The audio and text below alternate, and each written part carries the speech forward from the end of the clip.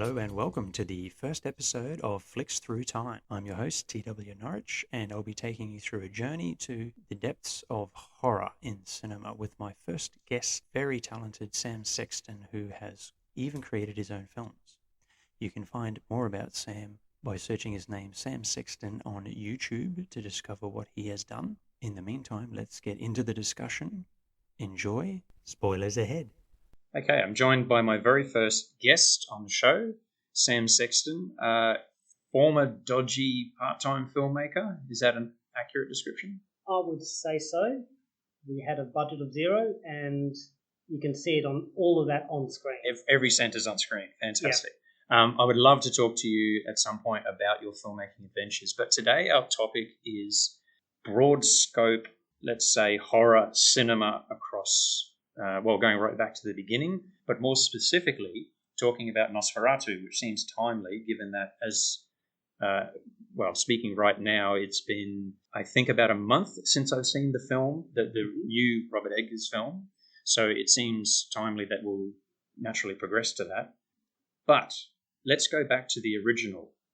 Now, just for context, if you're listening to a podcast about Nosferatu, you probably already know.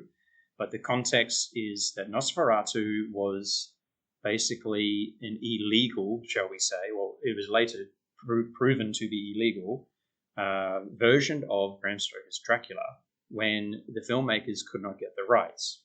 We're very lucky to still have the film, given that due to court proceedings, the film was supposed to be burned, utterly removed. And thankfully, little pieces managed to survive, and I think if you go on YouTube today and see a high-quality version, it's something cobbled together from about 3 different films, or at least that's the one I saw recently. So, first of all, Sam, what has been your experience? When do you recall first seeing it, and what are your impressions of the film? Okay, so I think I first heard about it when clips of it turned up in a film clip somewhere. I think it was Queen or something like that. Used clips of it. I then had to, go out and hunt for it and find it and see it. As a film enthusiast, you had to find out. Yeah. And, of course, you've got that. I think the first thing I remember was that shot of the hands sort of going over the shadows creeping on the walls. And that is one of the most iconic shots of horror. Agreed. It's very compelling. I think that was the first image I saw. I know of a chap on YouTube by the name of James Rolfe, otherwise known as the Angry Video Game Nerd, and he's fundamentally a film enthusiast despite the name. So he did a lot of small specials, especially around Halloween time, and rather appropriately, as a big horror fan himself, he introduced across many years, many different types of films. And I think that's where I first saw it. And the playing with shadows, the angular sets, the light, the image of the titular character walking into the room. These were just images I saw and was immediately enthralled. And to say that it's visually striking would be an understatement. Yeah, I agree with that. It's also Max Schreck as an actor just has this embodied this really creepy, Dracula presence or vampire of your nightmare. I believe he was based on a rat. Interesting. So we're seeing two sort of long front teeth as opposed to the sort of wider teeth that came later. Interesting. I did not know that, but I did notice that in recent rewatch of that and its remake from the 70s, which we'll get to shortly.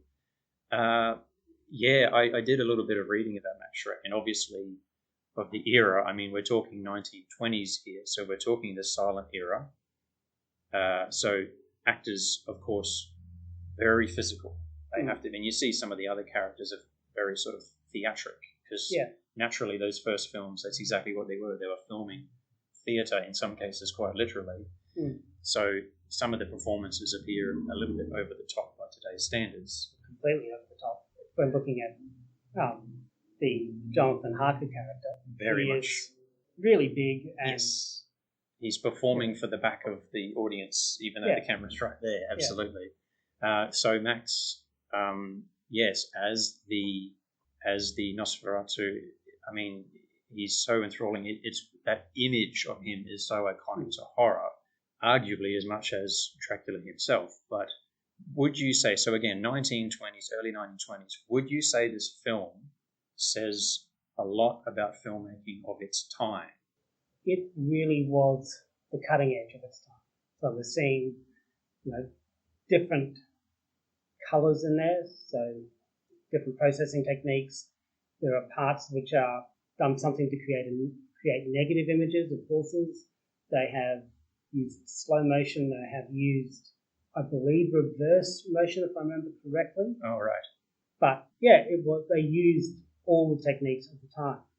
And of course, Murnau was, he knew how to frame a shot. He was an experienced filmmaker, wasn't he? Yeah. And when you're talking about how big the actors were, you look at Max Schreck, he's actually far more subdued. Yes. So he's giving a film performance as opposed to a stage performance or hammy stage performance. Yeah, which was typical of the time, again, being the 1920s. So it sounds like you're saying it was ahead of its time. I would say it's cutting edge of its time. Okay. So really, cinema as we know it was about 20 years old by that stage. Film, so the first feature film was made in Australia, Story of the Kelly Gang. That had come out in about, I think it was 1902? 06, I think, I'm pretty sure. Okay. 1906, yeah. Yep. So very, very early on in the infancy when we're speaking of the technologies that they used. So really, by that stage you had the Russians create montage. So that was Sergio Eisenstein, Battleship Potemkin. Do you want me to explain what montage is? Briefly, please, that'd be great. Okay, that is when you have two juxtaposing images being put together to create meaning. So an example would be you'd have someone, say, firing a gun, and then you'd have cut to a group of people falling over. That kind of thing. They are not connected. They are completely different shots, but they are connected thematically. And of course, the Russians took that much further. I think that's a really good indication of the early cinema when they were, it was also new and it was also fresh because there were some films that go well into the sound era where it really was just plonk the camera down. Let's pretend that this is the audience. And the camera sometimes didn't move at all. Well, in the sound era, it was actually the reason they did that. They suddenly had to bring in much bigger cameras, which were much harder to move, far more expensive film, and they had to shoot on the sound stage. So the silent era, by the end of the silent era, you had directors moving the cameras, creating really interesting shots.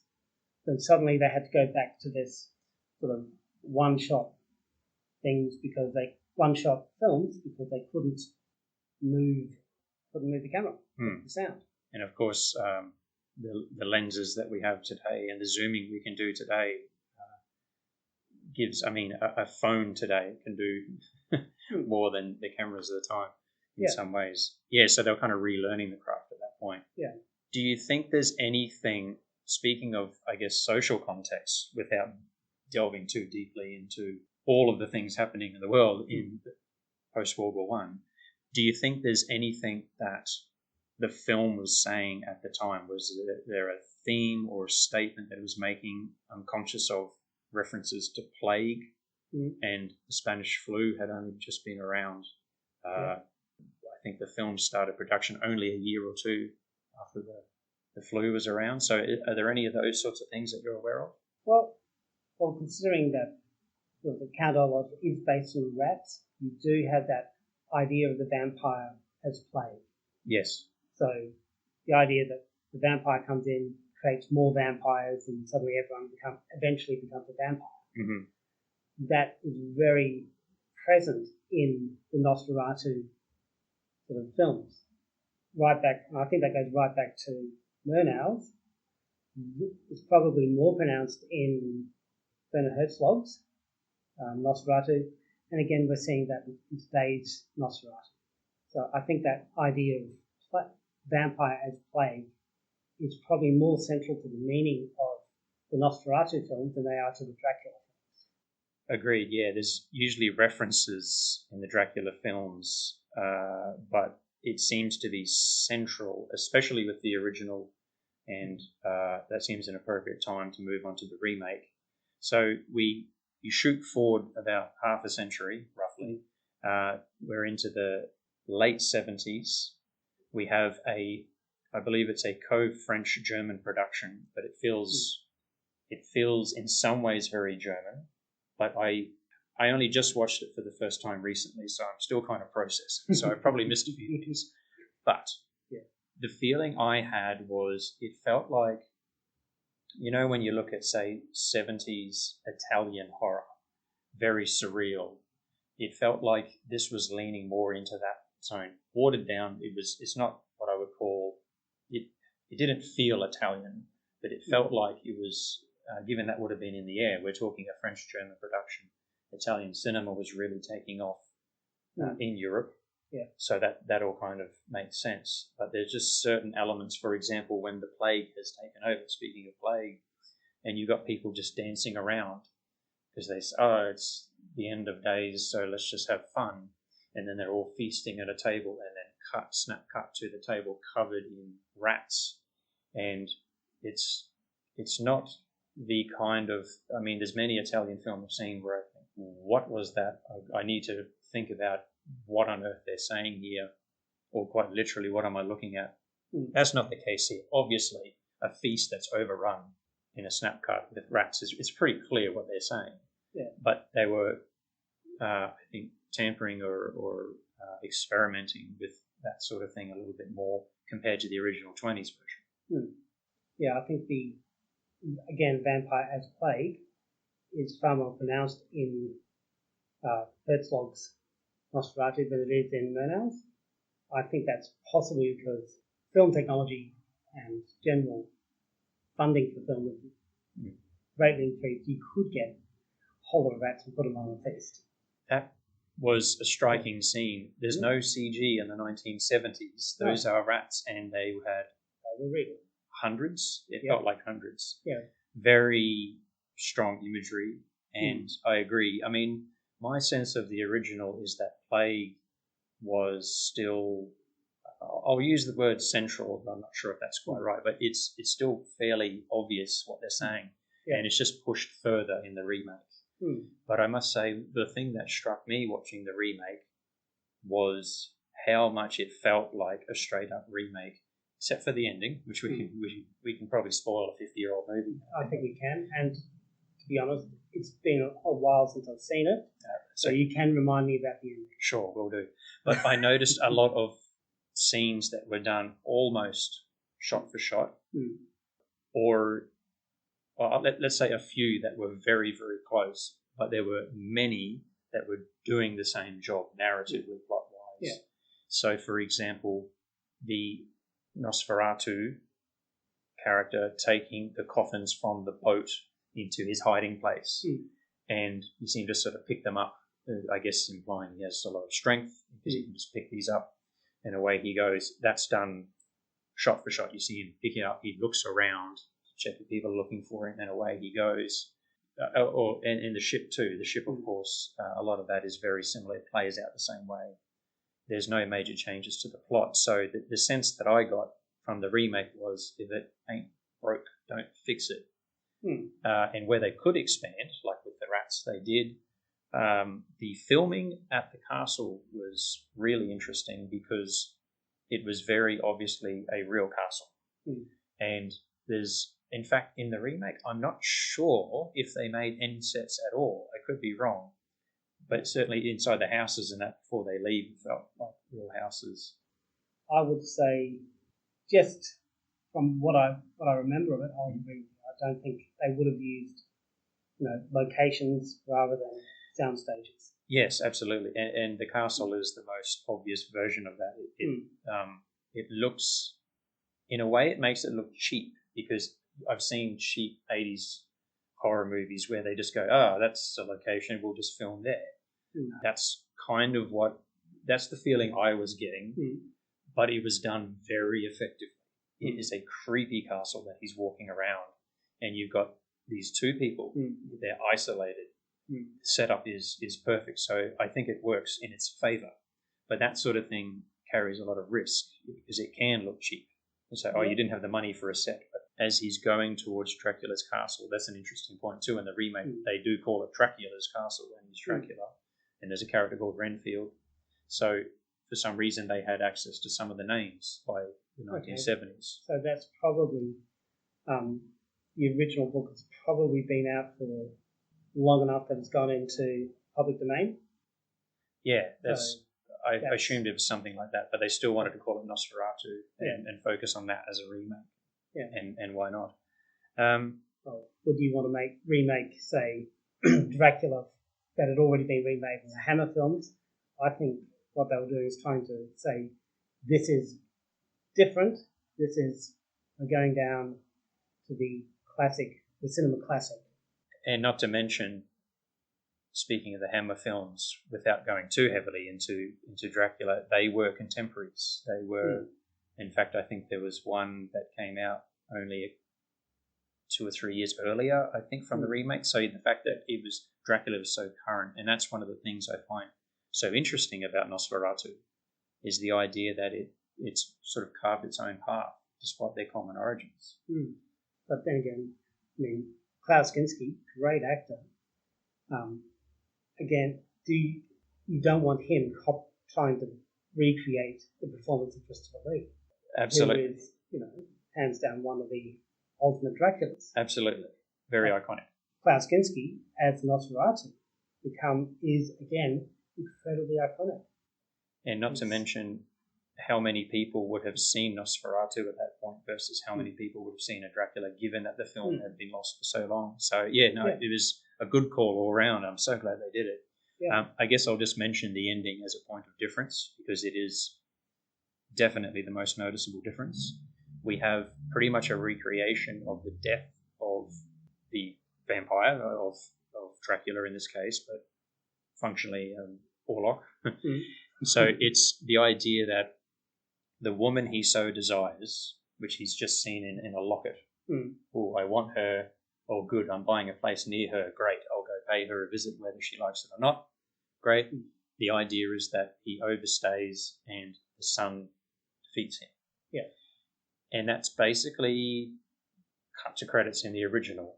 Yeah. In the remake, Van Helsing, who has been fairly ineffectual, and they do refer to him as Van Helsing in this report, Dr. Helsing, he comes in and grabs a stake and then hammers the stake into his heart. He's already dead, but I guess he's being more thorough. And at this point, our Jonathan character has been turning more and more, because he was bitten, of course, back at the castle. So he's turning more and more. He's becoming averse to light and things like that. And basically, he is so far gone that he accuses Van Helsing of murdering the Count, because at this, from the perspective of everyone else, the Count was just an immigrant who turned up and had some money and bought a bit of local real estate. And he's been trapped by a barrier, so he can't leave, that his wife put before she sacrificed herself. And he says to the cleaner, move this, there's dust everywhere. And then as he emerges, we see that he has the teeth, bring me my horse, and away he goes. And the implication is that he will go off and the plague will continue. So the plague has run its course effectively through the death of Dracula, of Nosferatu, and the fact that there's almost no one left. And they say, arrest Van Helsing. They say, what, me? I'm not a police officer. Well, get the police officers. Well, they're all gone. So the plague really, that's what you talk about. This one really drives the point home. There's several scenes built around trails of coffins, and by the end, their systems have caved in effectively because the plague has been so thorough. But the plague will continue, as you say. Yeah. So that, I guess, brings us up to 2024. Robert Eggers how prevalent? So you saw that in the big screen. I did. Yeah. And a little bit more. I can remember more of this. yes. Well, I didn't watch on the weekend. I might be a little bit backwards here because I've watched them almost in reverse order. How prevalent is plague in the current film relative to the others? Okay, it's definitely there. Yes. Without a doubt, it is there. I think this one is more about, it feels more about grooming and sort of predatory behaviour, but you still have that plague element, but it's not quite so central. Driving force is that grooming of Nosferatu's grooming of the Mina character. His name I've forgotten in the Robert Eggers version. Yeah, yes, that's looking at all these versions and different names. It is it's a little bit confusing. I'm sure we'll be forgiven. That's a really interesting point because here's a question which probably deals to that. There's a sense of urgency in the Robert Eggers film. We have to do this tonight. And my memory says that was about if he returns for a third time, feeds on a third time, she's gone. So it's about saving her, although she ultimately makes the sacrifice. But there's never a sense of we need to kill him to stop the plague. Well, that's in the background. That's implied, of course. The ticking clock is not, oh no, everyone's nearly dead because of the plague.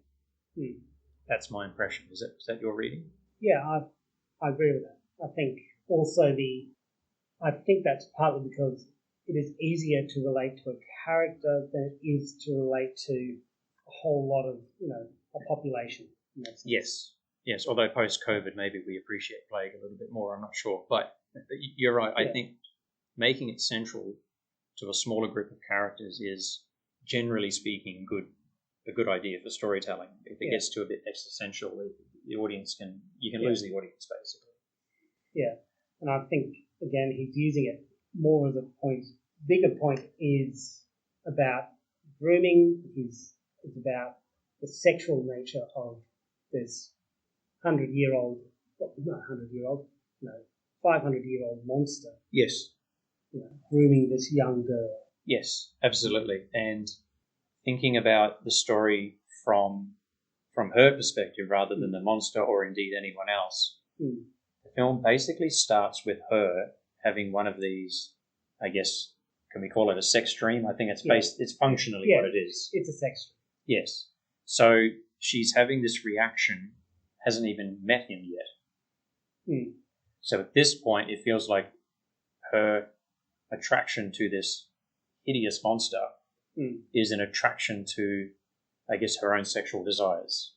So the idea that he is, it feels very much that monstrous metaphor thing. He is sexual desire, or perhaps specifically female sexual desire. And look how hideous it is. It's something that should be avoided. And in the end, it consumes her. Which is an interesting statement, I feel, to make in 2024. It is, and a problematic one. I agree. You can lean into, well, it's a remake to an old text or stems from an old text, but if this is a bit of a strange proposition, but what if we reimagine the ending, I suppose, to make a point about the theme? For example, if we have a character so she's really central to this thing, even though she's not the one that goes off to Transylvania, it is clearly about her. And you've got Willem Dafoe beautifully doing his kind of, let's say, he's not in the mainstream here. He's an outsider. He even has to dust himself off literally as he gets out of the chair. Beautiful little bit of visual storytelling there. So he's unconventional. Everyone else, the conventional doctors are saying, we have to cure her. If we were to say the ailment is her own sexual desires. So the idea that we have this, thinking of the time in which this is set, the idea that you have these men saying, you shouldn't have these desires. But then you have Willem Dafoe's outsider character saying, no, she doesn't need curing. That's not the problem. There's a quote, and I did write it down, a quote that said something like, oh yes, before he basically sends her off, he says, Willem Dafoe says, you need to deal with this yourself, basically. You need to face this thing head on, to paraphrase. He says, in another world, you would be a priestess. So it feels like he's trying to say, like me, you are outside this realm of what's expected of this time. Yeah. Which leads me to think that her giving her into her desires to then slay the monster, that perhaps she should be rewarded other than by giving her death. Yeah. Or am I missing a point? What do you think? It is an interesting thing to think about, because by dying and having to essentially sacrifice herself to save the world from something that she awoke at the beginning of the film, Yes. you could say that's a very conservative, she's only free from him when she's around her husband. So saying in a moral, now I'm doing in a moral with my fingers in the old finger quotes, yes. The old finger quotes. Yeah, so given that in that sense she is not affected by him, but then having to sacrifice herself to save the world or even save herself, I think becomes, almost a very conservative thing on female sexuality. Yeah, it feels like it's making a statement, doesn't it? Yeah. And I don't know how I feel about that, because the film is made so exceptionally well. I think we should, so that we don't go on forever about all the possible meanings, we could maybe pivot slightly. Technically speaking, a stellar film. It was the cinematography, I think, was, if I hadn't seen Dune Part 2 recently, I think I'd be saying it's one of the most beautifully shot, well-executed films. Oh, it is. It really is. Does it go, here's a question then, does it go beyond what the other films do relative to their era? I would actually say no. I don't think it goes beyond.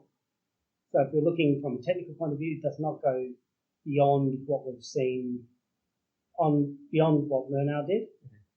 Murnau was using everything he could. I don't think Robert Eggers felt the need to. He was making, he's entirely focused on making a scary, creepy reinterpretation of Dracula. And he does it so well, he doesn't need to go beyond. Yeah. Okay. I don't think it's groundbreaking cinema. But it is very well done cinema. Okay. It's very satisfying. Certainly is. And challenging. And I would also like to point out that Nosferatu looks almost like how he is described in the book, and how he is portrayed of Vlad the Impaler. Like the moustache, for example. Moustache. So if you read how he's described in the book, he represents that far better, although being far more monstrous at the same time. Absolutely, far more monstrous. That's interesting, because it feels like, when I was getting what I said earlier about the 70s version feeling like an almost direct remake, I was going to say that the Eggers version does not. It is functionally, but that's an interesting point you make. So it sounds like, obviously, looking at the original, but going back to the original text, so it feels like it's doing different things and different themes, as we say with the plague, downplayed, and so on. So here's a quick question. I say that with tongue-in-cheek because this could be a whole podcast in itself. But I guess as a summary, the Eggers film, how connected is that with horror cinema of today? I would say it is, pretty much the art end of horror cinema. So it is, you go in there, you can just watch it at home, you can turn down the sound and just sink into that beautiful cinematography. Yes. It is, everything about that looks and feels beautiful. Horror cinema is wonderful because it's got all ends of the spectrum. Yes. From really, really cheap cinematography, bad acting, and that can just be just as satisfying as, say, this. Yeah, for different reasons. For exactly, different reasons, but this is that high-end scale. Right. So you think it's a good indication of the high-end scale of horror today? Yeah. I would agree. I think that horror cinema has a very narrow, when you talk high-end, there's not a lot of them. No. Or at least not a lot that get to the big screen. And No. thinking outside Robert Eggers' previous films, I struggle to think of many. But if you want to see cheap, I don't necessarily mean cheap as in they're terrible, although some of them certainly are, but cheaper, or shall we say more tongue-in-cheek, or very different. I mean, they're everywhere. In the age of streaming, it feels very much like returning to similar time to after the last remake, getting into the 80s and the VHS era where suddenly horror was everywhere. Yeah. And it feels like we've returned to that in a way. So in a sense, I feel like the high end is sort of going on its own. There is that, I think you described it perfectly, that the idea that you can sink into this world and feel it is very powerful, and you don't get that sense in the cheaper ones, but they're fun for their own reason. At least if you're a horror fan, they're fun. Yeah. Although, having said that, I think there's a lot of really interesting things going on, like Blumhouse Horror. Doing some amazing stuff. Yes. Especially with their remake of The Invisible Man, the reimagining of it. Yes. That was interesting. And that to me has the same feeling of, I'm just there. And it's contemporary. Yeah. So they couldn't use castles and things to draw us in. So I guess the psychological element is it's very effective. Oh, yeah. Very effective. Right. Well, I think we're getting towards the end, but I wanted to mention just briefly, and I even have a little physical version, a physical media. Do you remember that? Yes. That's a thing that exists. Shadow of the Vampire, interestingly produced by Nicolas Cage, also featuring Willem Dafoe in a very different character here. He's not heroic by any means. I want to say this was from approximately the year 2000. And this one was relatively new to me. Can you tell us briefly, I guess, the setup, the conceit, and how you came across it? So it came out in about 2000. I'd heard about it in its production. And then I managed to see it when it came to Brisbane. The idea is that John Malkovich, who plays F.W. Murnau, the original director of the original Nosferatu, instead of hiring an actor to play Count Orlok, hires a real vampire. Played by Willem Dafoe. So Max Schreck, played by Willem Dafoe, is a real vampire. Yes. So the film follows the making of Nosferatu, and every now and again, sort of people on the set sort of drop off or disappear. Yeah, or become mysteriously ill with a couple of bites or something like that. Yeah. I don't even know where to begin with it. It's such an interesting film, such an interesting idea. It's so well put together. I think if you'd done that on the cheap with no name actors, it would have been you probably would have gone very hemmy, and it just would have been a bit of fun. And I would say, I feel like they could have lent a little more into the humour. It feels like a horror film. Oh, it's definitely a horror film. It's creepy and very well shot. Yeah. But it has a couple of moments where he'll just do this dramatic telling his backstory and snatches a bat out of the air and such, and they'll just go, wow, what an actor. Yeah. And I guess I would have liked to see maybe just one or two more of those scenes. But I think also the other part of the comedy is John Malkovich's Murnau sort of losing it. Anytime John Malkovich loses it, it is cinema gold. I mean, John Malkovich as an unhinged character is like, I don't know. At this point, he probably is like just taking a drink of water for him now. It's so natural. Yeah. He's really compelling to watch. And I guess the point it's trying to make, or what I picked up certainly with the ending, is what will you sacrifice for your art? Yeah. And there is a line where I guess we'll call him Orlok, but Willem Dafoe's Nosferatu says, "We're not so different, you and I," which sounds like a very cliche line. but they're saying we both want this thing. We'll do whatever we want for it. We get to the point where we learn, tongue-in-cheek, that the original death scene was effectively real, where he's actually feeding on her. But then we have an actual death of the vampire, and he even kills some of the crew. And there's the director just turning away. Let's reframe, and he's completely lost touch with reality, because the only thing that matters is, can he get this on film? Yeah. So it's a comment on filmmaking, really, isn't it? It is, yeah. Sort of the idea that, whatever you do, as long as you get it on camera, it is worth it. Yes. The ends justify the means. Yes. And even, I think he's only upset that he starts feeding on the photographer, because he says, now I've got to get a new one. Why? Look, I think one of my favourite lines was, "Why couldn't you read the script, girl?" And then the comeback to Bank was, "I'll eat her later." Yes. No, we need her. Then he fell.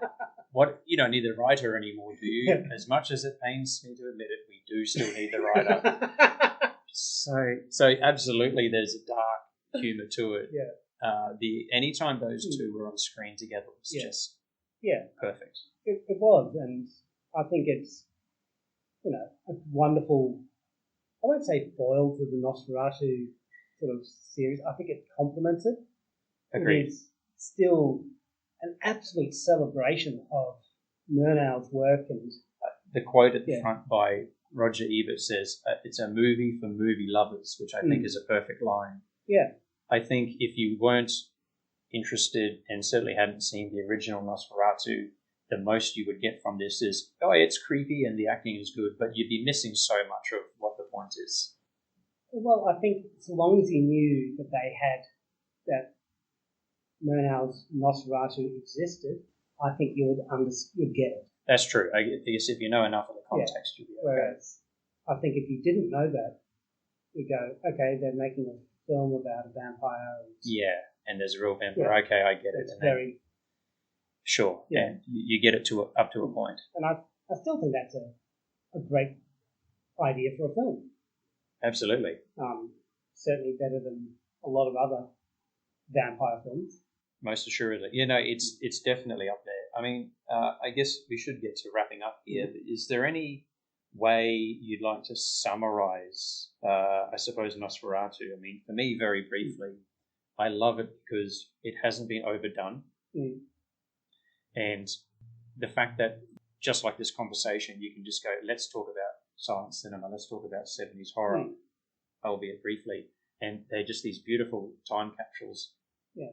At least they're interesting films, if not great films, all in their own right. I would suggest they're probably all great. And even Shadow of the Vampire is we'll call it a spin-off, shall we say. I think it definitely does, fit into that mythos of Nosferatu. I think, Nosferatu from the beginning has managed to carve its own track apart from Dracula, partly because of the larger emphasis on plague, whereas Dracula's been more sexual. Yes. I think it introduced us to the monstrous and ugly vampire. Yes. So there are no beautiful Nosferatus. They're all monstrous. Even when they have that sexual desire about them, it is still a monster. Yeah, which then emphasises the desire that despite this thing looking the way it does, you still desire it. Wow, that desire must be powerful. Yeah.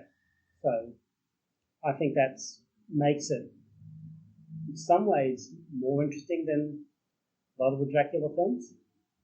Yes, I think that's a conversation for another day. I would love to talk more horror with you. I'd love to talk vampire movies with you, and that might even lead into some of your interest in filmmaking too. I guess we'll have to see where it goes. Yes. All right, Sam, thank you very much for the chat. Very nice chatting with you, and I hope we can do it again soon. Definitely.